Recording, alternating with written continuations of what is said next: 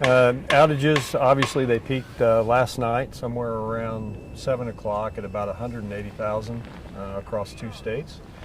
We're making tremendous progress today. We're down below 40,000 at this time. It'll take a few more days. We have extensive damage across the system, 90-mile-an-hour winds. Trees, as you can see here, the guys are replacing the pole here behind us, and this is just what's going on every day for us now.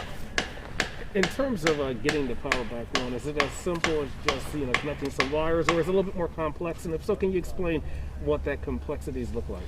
You bet. Of course, on our restoration, we'll always go to the largest outage first, trying to get the greatest group of customers back on, so we're evaluating that.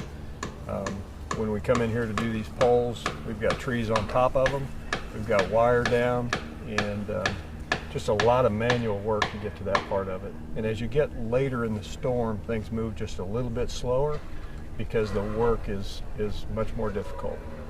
I know that this was forecasted in terms of the winds, but did you guys expect power outages, at least to the degree that we have?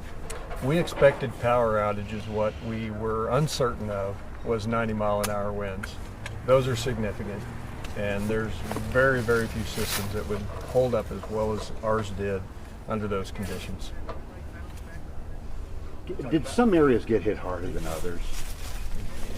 There are a few areas that are seeing less damage, but the entire territory was evenly spread out. Was doing this kind of work at night more difficult than it would be during the day, to the degree I might expect? Absolutely. Restoration overnight is challenging. Everything has to be walked with for the assessment, and it just takes a lot of time in the evening. But I will tell you, our folks did a tremendous job overnight restoring power. Talk about the number of crews, number of workers, number of people per shift, things like that. Yes, internally we have a full staff at Evergy. We're in the middle of the week, so we have everybody on property.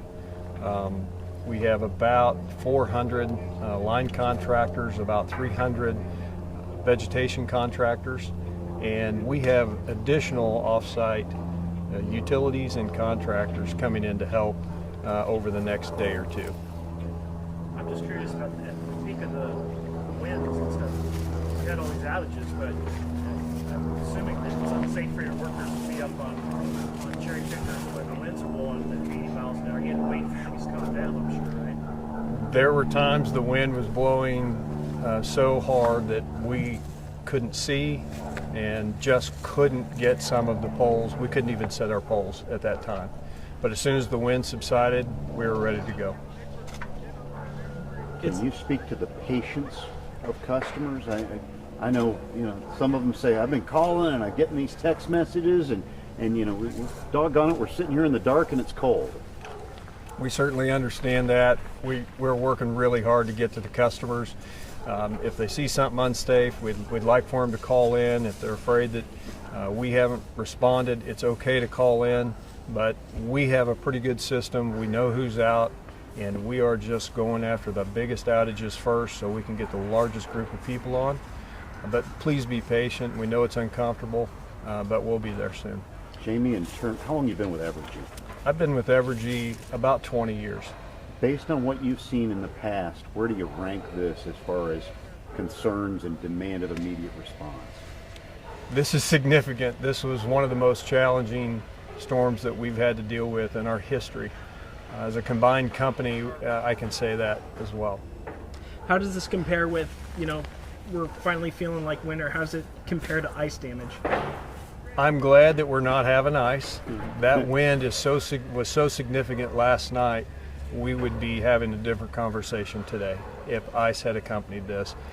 This is better in some ways. The damage is done, and once the wind subsides, ice will give you a lot of damage over a number of days. Do you know how many poles came down, or how many wires, cables and all?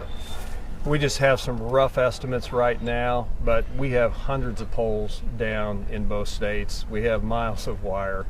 We're trying to isolate that the best we can, and again, get the most customers on around that.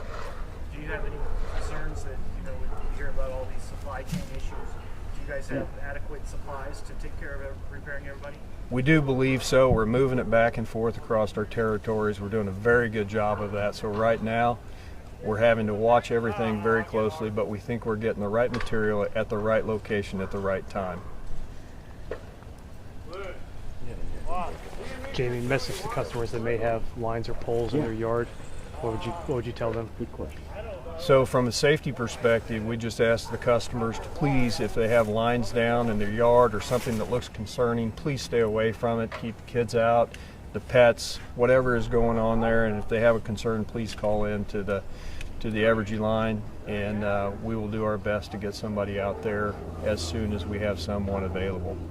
And I just want to re-ask a question, just to make sure that our audio captures it.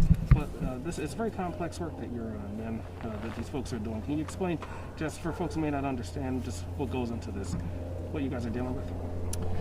Yes, our folks are doing an incredible job. Of course, they're highly trained to do this work. That doesn't appear when you watch them that it's too complex, but they train for years to do this. They've got to get an assessment on it. We have specifications for everything that we're building.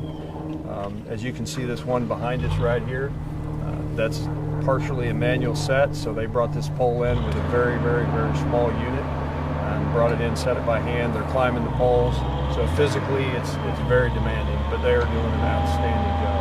And just one last thing, I know that this was forecasted, but you guys expected outages, but not to this extent. We expected outages. It was hard to imagine what would happen with 90 and 100 mile an hour winds and where exactly it would occur. Well, the last thing I've got personally, Andrew told us a lot about the progress that you made over the year. Do you have numbers as to where you were and where you are right now? And can you just reflect to the hard work of this team? You bet. Last night, I think around 6 or 7 o'clock, we were just shy of 190,000 customers without power. In this relatively short time, we have dropped below 40,000 right now across 2 states. So we are making significant progress. A lot of hard work. It's very, very difficult work. Anything else? Thank you one and all. Thanks, guys.